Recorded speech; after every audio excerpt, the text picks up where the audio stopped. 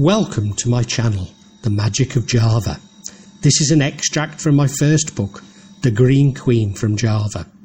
It's a novel, it's a tale, a yarn intended to entertain you. Yes, it does reflect my experience of falling in love with Indonesia, my experience of falling in love with an Indonesian lady, and my increasing awareness of the paranormal and black magic, or some might like to say my descent into madness. But it is just a novel. Any resemblance to real people is completely unintentional. Yes, it's based on my experience, so yes, it's based on people I've met and know, but amalgams or caricatures of them. I do mention real people and real-life celebrities and hope that they, along with anybody who believes they've identified themselves, will forgive me.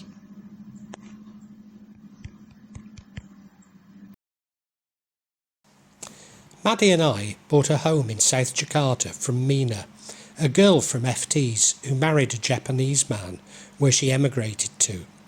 Mina sold the house cheaply, saying whatever problems Maddie may face with it, she didn't want to know. We also built another house in Maddie's desa next to a Dukan brother, whom we would stay with for short visits to design our home and purchase construction materials.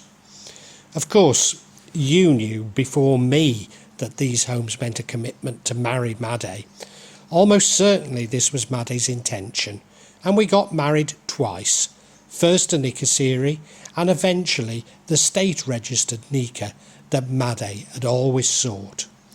The closeness we had always felt just grew, and slowly Maddie and I became one. Exactly how a Brit of nonconformist and Jewish ancestry can merge with a Muslim lady from Java is itself miraculous. But that is exactly what happened. Above all, we share the strange mix of introversion, which can appear as extroversion, despite Maddie really wanting a husband who remains quietly in the background. In fact, all Indonesians believe bules should remain silent and simply disperse money like an ATM with legs. When I started selling agate rings, Maddie would join me in my obsessive categorisation of the stones, just as I had with toy soldiers as a child. Strangely, Maddie and I have a similar sense of humour, laughing at the same incongruities and pomposities which surround us. We both have pasts which neither of us are proud nor ashamed, but we know that now is the time to move on. Whilst we have a taste for good things and good food, neither of us could care one bit what others think, so often buy the cheapest products and eat in the cheapest cafes. Just occasionally, Maddie will plead with me to buy something like a car, but when I question her, it's not really her idea, but one someone else has persuaded her that it was something we should have. But these are mere facts, the sort of interest to Western minds, but simply a framework for more important forces to Indonesia. I later realised that in our magical lovemaking, we're exchanging auras, psychometric influence, allowing a degree of telepathy, maybe even pleasing God, as the Gnostics believe. Of course, nothing ran smoothly, and in my personal circumstances and tribulations are a story in itself. In most of Indonesia, a Western male cannot marry a Muslim lady without first converting to Islam, which I did twice. Another catch-22, but it does mean, unlike pre-boomies, I have a certificate to prove that I am a Muslim, and this has become an important part of my life. I should also explain that everyone living in Indonesia has to have a religion, and this must either be Islam, Buddhism, Catholicism, Confucianism, Hinduism, or Protestantism, called Christian in Indonesia. This is not to say that Indonesians have no other religions, but any digression from these recognised religions opens the possibility of violent reaction from others, often manipulated for political or economic gain. It does mean that Indonesians do not understand atheism and therefore believe all bullets to be Christian or Catholic, as they would put it. President Suharto effectively banned Kejawen, despite being a devotee of it. This means that outside Gunung Kidul, few people will admit to being Kejawen, but the more tolerant Nahdlatul Ulama masjids incorporate and somewhat embrace its practices. Nevertheless, there remain at least 30 million Kejawen followers in Java, probably as many as 70 million, with others found in Malaysia, Singapore, the Netherlands and Australia. Paradoxically, its followers are favoured by the uniformed forces, as they are less likely to demand time off for Shaulat obligations, which to Kejawen followers is more personal. This strict religious classification has also encouraged the Hindus of Bali and the Javanese Muslims to follow more internationally recognisable paths, moving away from the Javanese Gnostic route which unites them. This is a part of the reason why Western journalists accuse Indonesia of drifting into conservative Islam over recent years, and when mixed with growing anti-Western sentiment, this is producing a volatile mix. But Indonesia remains one of the most culturally distinct and diverse countries in the world, at least endogenously, as foreigners are rarely seen outside Batam Island, Bali, Central Java and Jogja, and becoming rarer, accounting for a minuscule 0.06 of the working population. But the banning of Kejawen certainly increases the pressure on global homogeneity, although the ban could be seen as a break in the country's matronisation. Despite being born in Jogja, Suharto used Kejawen and Javanese culture for his own political and financial gain. The ban probably also had the reverse effect. This point was not lost on Sultan Hamengkubuwono X, who attempted to redress the balance, but with limited impact outside Java. Seeing Made's brother's tattoo sent me on a quest to understand more about Kejawen. At first, and partially correctly, I assumed that it was what Indonesians call black magic, as simply memories of the old Hindu/Buddhist tradition. A little like Wicca, I then mistakenly believed to be in the West today. I say mistakenly, as Wicca is really the creation of the early 20th century naturalist Homeguard and collector of Keris, Gerald Gardner, who, like Professor Darwin, had awarded himself a doctorate. Gerald merged the practices of Dayak and Malay Dukan with Rosicrucianism, Theosophy, which despite the popularity of Wicca is the real influence behind the New Age, and Freemasonry, although I should also mention the influence of Margaret Alice Murray, an Anglo-Indian Egyptologist, archaeologist and expert on folklore. Years after writing this, I found some Western magicians describe magic as other people's religion, which strikes a chord with me. It seemed to me that understanding Kejawen and more about Javanese culture would bring me closer to Made, albeit that Made herself was largely disinterested in both. Made certainly does not want a husband who takes an interest in Kejawen, just as I would be an Indonesian wife who took an interest in Druidry. The more I seek to comprehend Java and take on its culture, the more I begin to resemble those sarong-wearing middle-aged Americans and Australians in a Bude. It's a trap to which there is no escape. I see myself inevitably falling into. My only hope is to at least be a well-informed parody as I sink into the bubur, white rice porridge. The unpalatable alternative is to become one of those expats who refuse to learn anything about Indonesia, including its languages, and spend their time in expat bars complaining about the locals and reminiscing on how much better Indonesia was under the military dictatorship.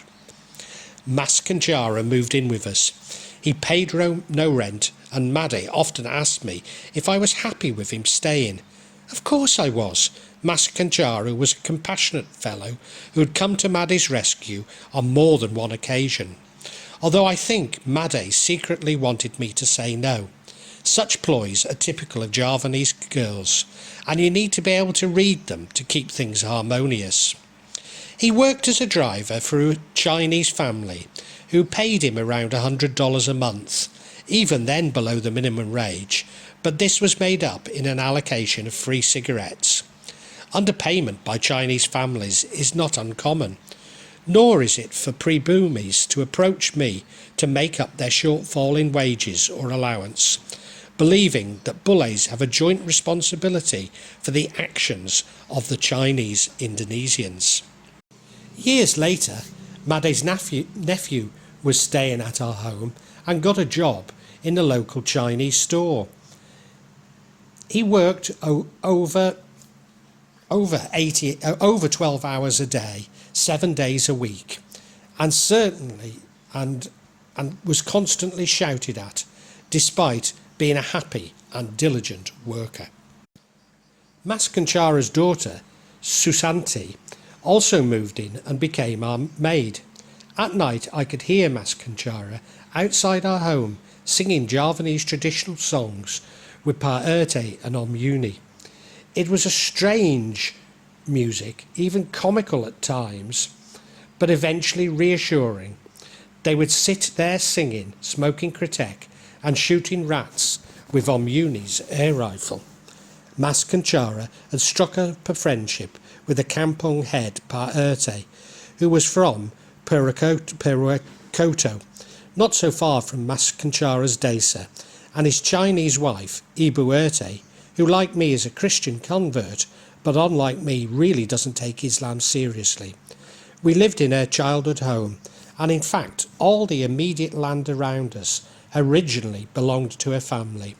Many of Ibu Erte's family also lived around us, and despite the family clearly having had valuable assets at one point, their wealth had been squandered, and all lived in small, run-down buildings, scraping together enough to eat. I understand that our house had been sold by her uncle, which she still felt aggrieved about, and feels that she has a stake in it. Certainly it was apparent to us that our little plot of land had been progressively encroached on by our neighbours, a common source of dispute in Indonesia, although in Manado disputes over land are not as common as when a neighbour steals a family pet for the cooking pot, especially as an Easter treat. The Erte, or Rumah Tetangga, neighbourhood harmony, also, although informal, is the lowest strata of government. They administer the daily life and ensure the well-being of the residents of the kampong. Pa Erte and Ibu Erte do not receive a monthly salary from the government. They work in dedication to their neighbourhood. Unofficially, many, and especially ours, impose fees on their neighbours for even the slightest favour. The residents choose the persons who will hold the position Pa Erte and Ibu Erte regularly every 2 or 3 years. Officially this is seen as a great honour, but ours are never opposed. In any case, this was historically Ibu Erte's family land.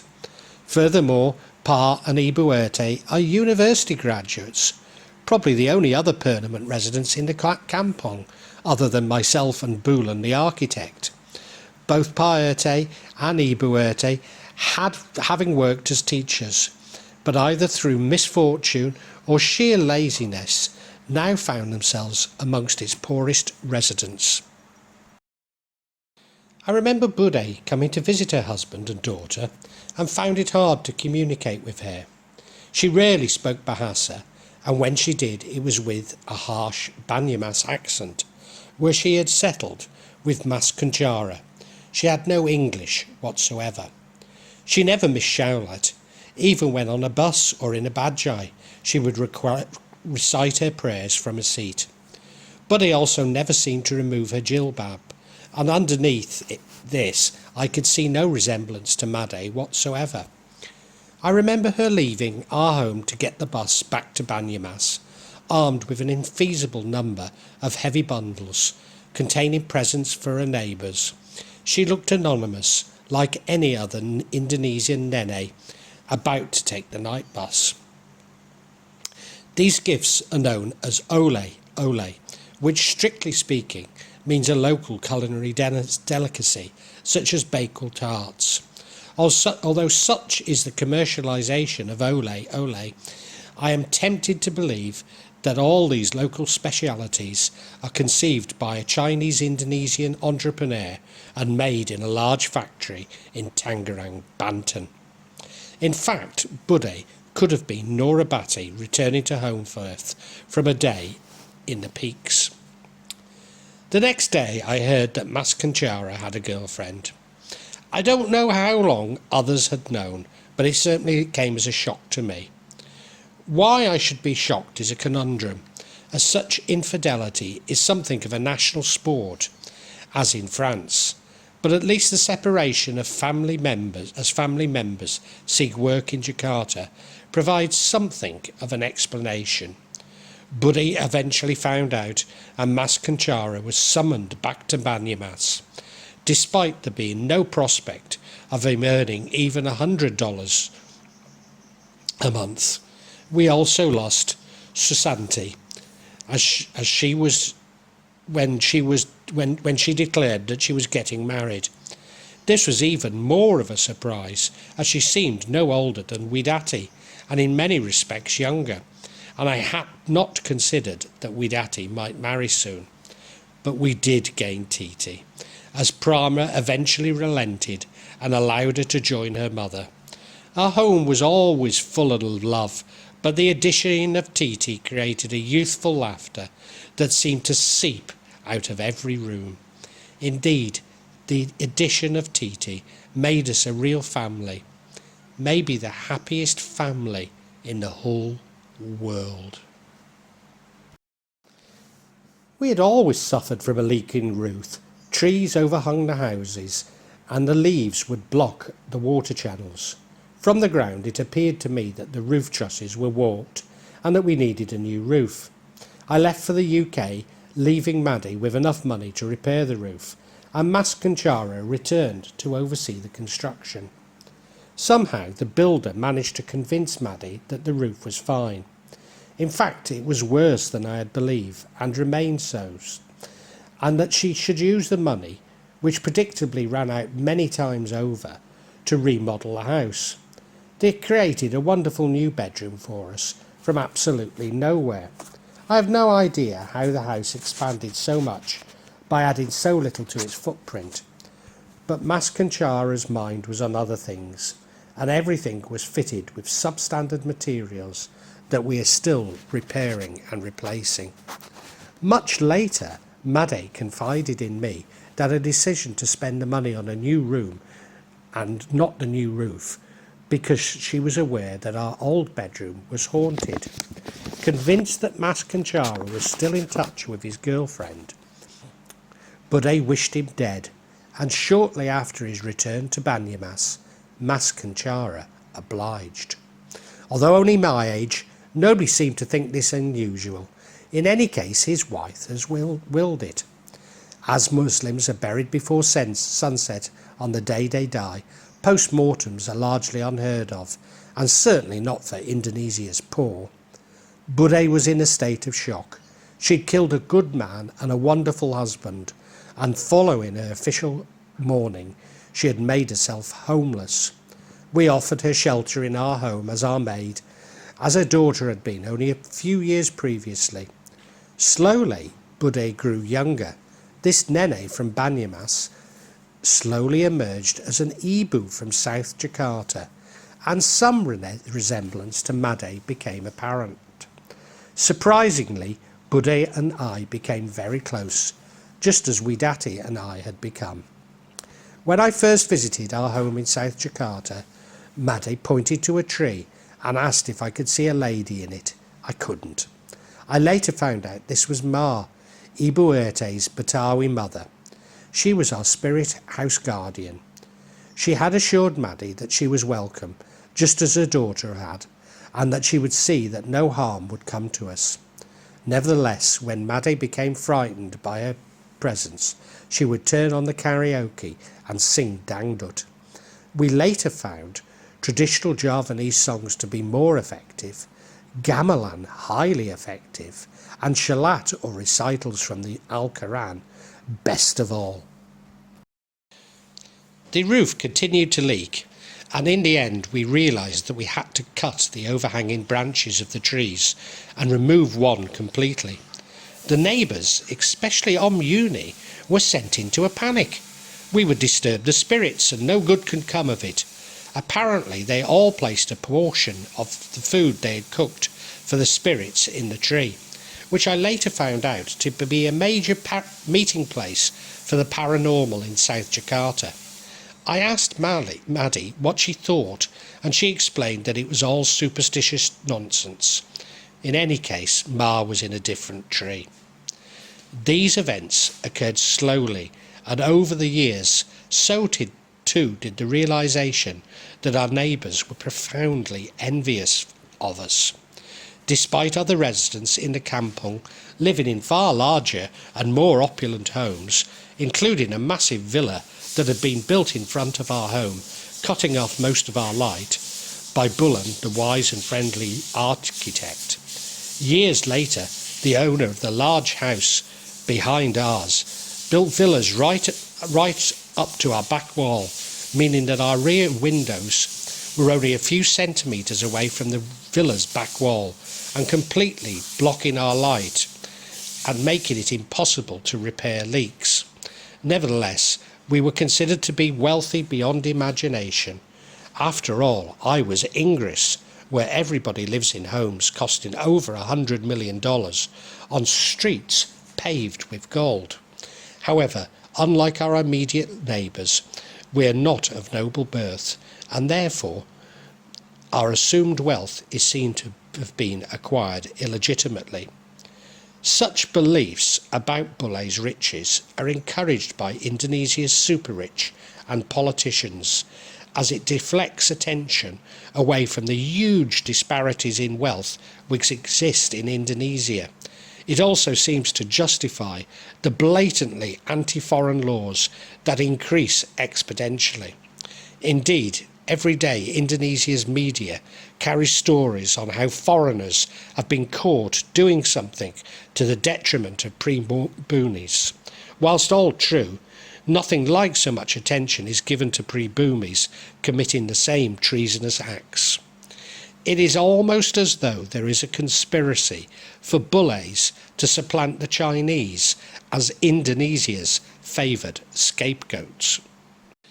Ibu Erte would come to me with proposals to buy hotels, including one in Jogja, which is suffering from massive oversupply, or probably other fictitious properties, costed $6 million. She appeared to simply not comprehend that I'd never seen such wealth, nor never would. I doubt if in England I could ever have raised a loan, and in Indonesia I am barred from doing so, as I am also from owning land, the land that it would be on.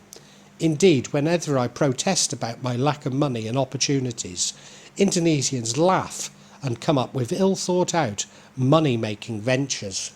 One was to supply the local Javanese supermarket with Japanese food. How exactly a Brit with limited exposure to the grocery market could do this was never explained, although Indonesians believe the Japanese to be honorary Westerners. Then again, Indonesians are full of ill-thought-out business ventures, believing that if only somebody would fund their idea, they too could join the super-rich. This jealousy was fuelled by Made spending money on clothes and furnishings.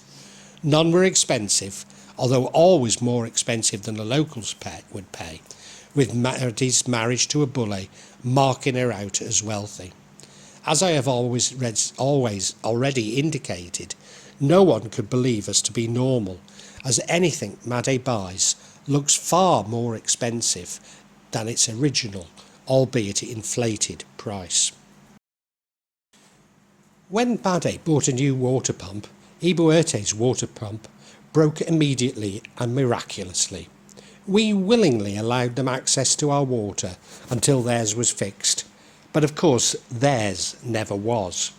Eventually we found that our electricity bill had increased our monthly household costs by around 10%.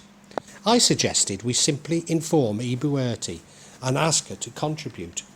I was slapped down that discussing the issue was not the Indonesian way, and Pradipta, the local handyman, rendered it impossible for them to keep taking 10% of our household budget, but also making certain household tasks more difficult for ourselves. I instinctively thought there would be trouble, but never imagined what was eventually to happen. Many Indonesians, especially in rural areas, go to bed early and rise even earlier, taking a midday siesta when the sun is at its hottest. I take this to an extreme and have found myself unable to sleep past the over-amplified azan calling us to Fajr, or Shabu as it is in Indonesia, or at least that's what I thought. Strangely, the internet is fastest at this early hour and the cool air more conducive to working. Not that I had any paid work. Also at around 7 each morning, Ibu Jamu from Wonogiri, near Maddie's home desa, comes round offering herbal drinks, once only available to the Kratens Priari. Like many Indonesians, I've become a great fan of Jamu and trust it more than Indonesians' often poorly educated doctors, some of whom have bribed their way to the qualifications necessary to practice. In any case, Jamu is much cheaper. Bude would also rise early and make me a coffee. She would tell me how Ma was sitting by me, watching me on the computer. I was never alarmed nor frightened. Indeed, I found it somehow reassuring, despite not believing it to be true. As we found so many of the local handymen inadequate in some respect, or at least determined to rogue us out of a little of our implied immense wealth, we were drawn more and more to Pradipta. Pradipta had been recommended to us by Paerte, and we were surprised to find that he was from Gunung only some 8 kilometres south of Maddie's desa. I was even more surprised when I saw him creeping out of Bude's room. She was still in mourning and had often commented that no one could replace Mas Kunchara. It was not long before Bude announced her intention to remarry who was now Mas Pradipta. Unknown to us, Mas Pradipta had already had a nikasiri with Paerte's elderly but wealthy sister. Also unknown to me was that Paerte had threatened Bude with a dukan should she go ahead with the marriage. This warning was repeated by the husband of Maddie's younger sister, who by coincidence had known Mas Pradipta and Paerte. A huge coincidence, as Maddie's sister and her husband live in Cilacap, a long way from Gunung Kidul and Jakarta, but close to Banyumas. In fact, it's a ridiculous coincidence, as when somebody asks you if you know their friend in London. In Indonesia, this particular interaction is taken to a bizarre extreme, as they tell you about friends who live in the Netherlands, Australia, and most recently, Iran. "Oh, you mean Ali? Ali from Iran? Yes, I know him well." The brother-in-law went on to say that anyone connected with Paerte was bad news and would be tainted by black magic. He was concerned for Bude's health, especially as he believed Mas Pradipta had used spells to enchant her. Cilacap is a place which holds a sinister significance to me and possibly to many Indonesians. To the southwest of Chilachap town is Nusa Kambangan Island, home of 4 maximum security prisons. Notorious because the island also has Nibaya, the place where Indonesians' executions occur, including the recent executions of foreign drug smugglers. Indonesians are very protective about their right to execute criminals, which as a sovereign nation they obviously have. Indeed, one has to look no further than Singapore to find executions. Not only was Mas Predicted a local handyman, he worked for a wedding organiser, as it is not uncommon for Indonesians to spend a year's salary when marrying off their daughters.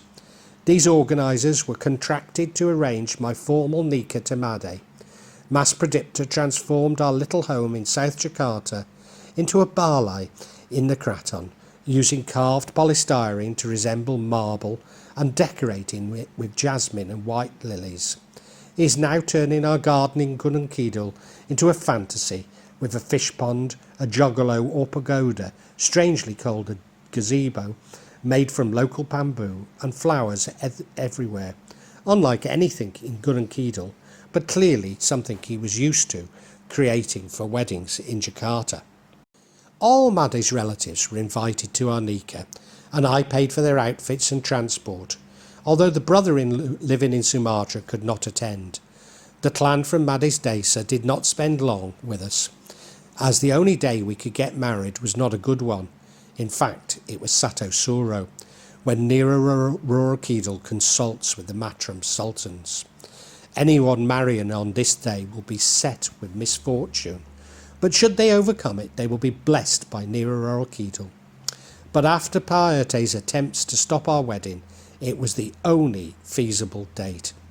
Whilst a perfect day, so wonderful it made me cry, Indonesians have perfected the wedding to simply being a photo opportunity, something that happens in the UK, although it is only grudgingly accepted by the grumpy British guests. We had 3 changes of outfit, 1 Javanese and 2 Batawi, almost reflecting Made's identity, having lived in Jakarta for so long.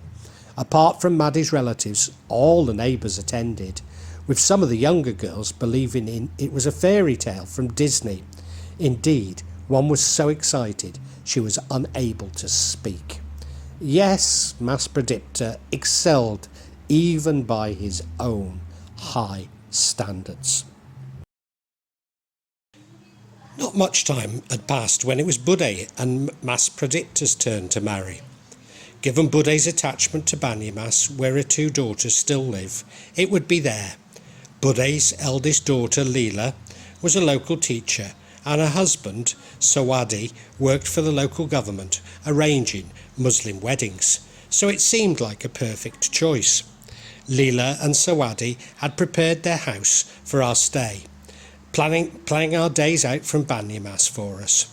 I would have been quite happy with this, as I got on well with them. I also wanted to explore the area around Banyumas, though their plans included a trip to Chilachap, which I would have been uneasy about. But Maddie wanted it to be a flying visit. Without our maid, we really couldn't be away from Titi and Widati so long, although there is no regular airport, so actually flying was somewhat impractical. So began our first major road trip in Indonesia, in Cecilio's car. Cecilio is a retired Marine officer and neighbour to Prama. He'd taken pity on Maddie and her daughters and had often helped her out when Prama had created problems for them. In return, Maddie had supported them through a difficult time when black magic was suspected. Unknown to Maddie, Cecilio was from Boyolali, the same town that Mina was from, and remarkably close to Maddie's desa by distance, but economically it could not be further apart. Boyolali was on the rolling hills to the north of the karst, and therefore afforded the locals the ability to grow crash crops. It is also known as Kota Susu, Milk Town, reflecting the large numbers of dairy cows in the area. I'm sure there is a Kota Ayam, chicken town, somewhere in Indonesia. I'm also sure that John Cooper Clarke would approve of my nomination of Bekasi. It was not the first time that we'd hired Cecilio to drive us somewhere, but the first time such a long distance. Cecilio picked us up one evening, and inevitably it took forever to get out of Jakarta.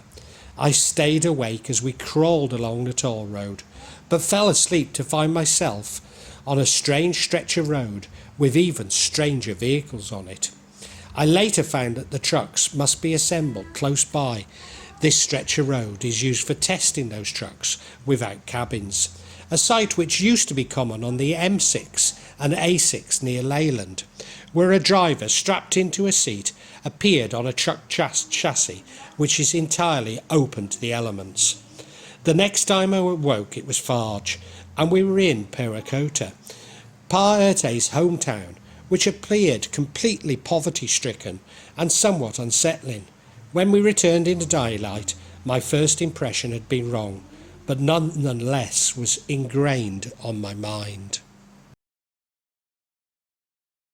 Eventually we reached Banyumas, which was very unlike Gunung Rice paddies were all around, as was mud, and evidently somewhat prosperous.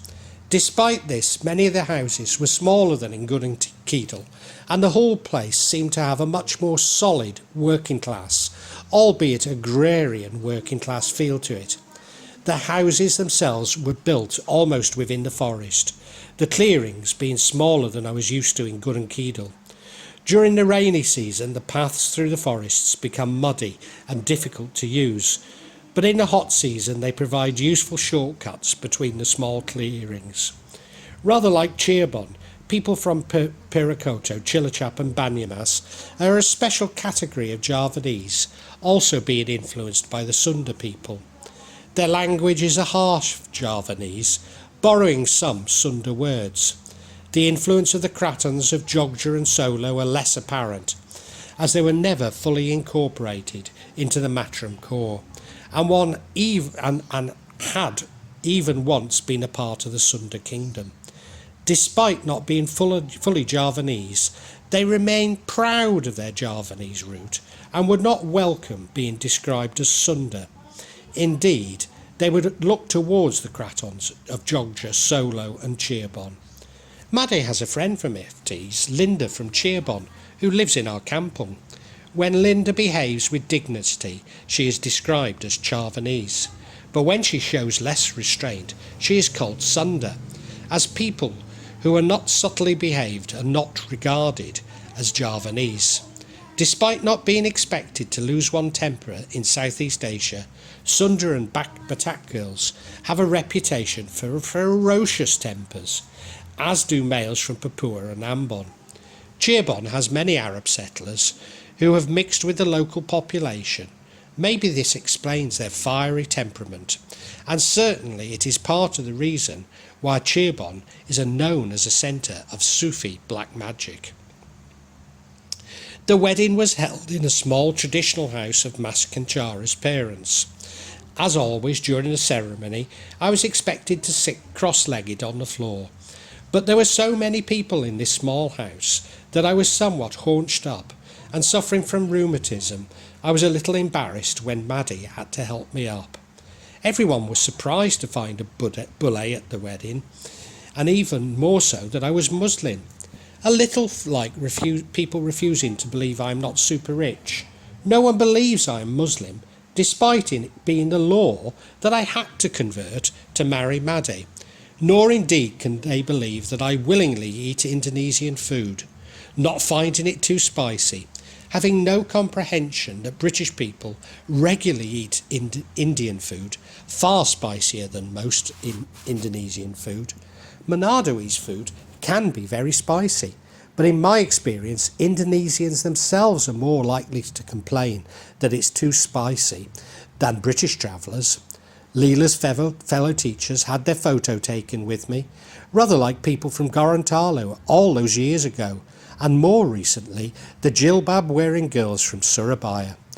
Of course, having someone's photo is important in attacking them using black magic, but I'm sure their intentions were honest. Many of their fellow teachers spoke some English and were keen to try theirs out on me, possibly for the first time with a native speaker. When we walked past the local school, all the children left their class to shout at the bully, and when joined by the teacher, then the penny dropped. They'd never seen a bully before. In Made's Dessa, there are regular visits by American evangelical Christians, offering English lessons at no cost to the local children. Nobody ever takes them up, as although English would be a great asset, all are horrified at the prospect of the children being indoctrinated by Christians. The Javanese can read a person's face and can see straight through the perfect American dentistry. So bullies, whilst mistrusted, are no longer unseen in Unanticipted, but in this working class Dessa, no bully had ever ventured since the Dutch occupation. In fact, the Dutch must have been in this Dessa, as the old town of Banyamas was something of a Dutch administrative centre prior to the Japanese occupation. I understand that hundreds of buildings from the era remain, combining a Dutch colonial style with local Javanese. But I didn't pass through the town. Had we stayed, I would have definitely wanted to visit old Banyamas town, which was very close to the Dessa. I suspect it wasn't on the agenda, as Leela and Sarwadi had planned for us, as most Indonesians see the Dutch occupation as shameful, and therefore what little legacy they left as not being worth preserving, let alone visiting. Of course, such attitudes are bound up in a passive resistance adopted by the Javanese and their innate respect for authority, however abusive it might be. There is a somewhat famous scene in an old home movie which shows a well-dressed Dutch child being bought handmade toys from a barefoot local child, which makes Made's eyes fill with tears. Nothing could describe the attitudes of the Indonesians more vividly. Bude and Mas Pradipta remained a little while in Banyamas before visiting his family in Unanticipted. We returned that day to Jakarta. On the road from Banyamas, a little before the toll road begins, at Brebes you go through Slawi, where the river runs alongside the main road. In the fields, bawang merah, small red shallots grow rather incongruously. There are many Japanese farmers in the area who have, inverted commas, bought land to grow their bawang merah. Along the river are wooden structures, used as toilets like those Made used as a child, but the enterprising locals also rent them out to passing drivers. It was some weeks before Bude and Mas Pradipta moved back to Jakarta. Mas Pradipta had rented a cot for them on the other side of the kampong, so Bude moved out of our house. No sooner had she done, and she began to complain about the strange pains and feeling hot. At Bude's age, one would immediately consider the menopause, but she'd had her womb removed a year previously. Made's dreams started to become more disturbing, starting with a dream that a white snake was trying to harm her, but her mother always appeared just in time to help her out. Both Made and Bude felt a presence in our kitchen, and Bude's symptoms became more pronounced in the kitchen. Slowly, Made began to experience the same symptoms. In fact, when we were in Bali, Bude had seen a small green and yellow swirl of wind enter our kitchen. Being frightened, instead of putting salt down, she left the kitchen to rest in a room. The presence had just got stronger and stronger ever since that day. The dream is a small hidden door in the deepest and most intimate sanctum of the soul, which opens to the primeval cosmic night that was soul long before there was conscious ego, and with the soul far beyond what a conscious ego could ever reach. Carl Jung, The Meaning of Psychology for Modern Man. One day, Bude arrived at our house from hers to say that her home was haunted and could she spend a night in ours. Despite getting on well with our neighbour Omuni, who always carried a broad smile and seemed very hospitable, Made never really trusted him. Maybe it was because Mina had always been in some kind of dispute with him, but Made instinctively knew that he used black magic. Omuni was from Solo and earned a living buying pearls from far-flung parts of the Nusantara and polishing them at night. Despite coming from a somewhat noble family, he had previously earned a living in Solo as a parking attendant. He now regularly shows his work at exhibitions around Jakarta and appears to be doing very well indeed. Almost too well for an artisan jewellery maker. Immediately, Omuni was in the frame to explain these strange events, despite everyone feeling most of the symptoms down their left-hand side, and he lived to our right.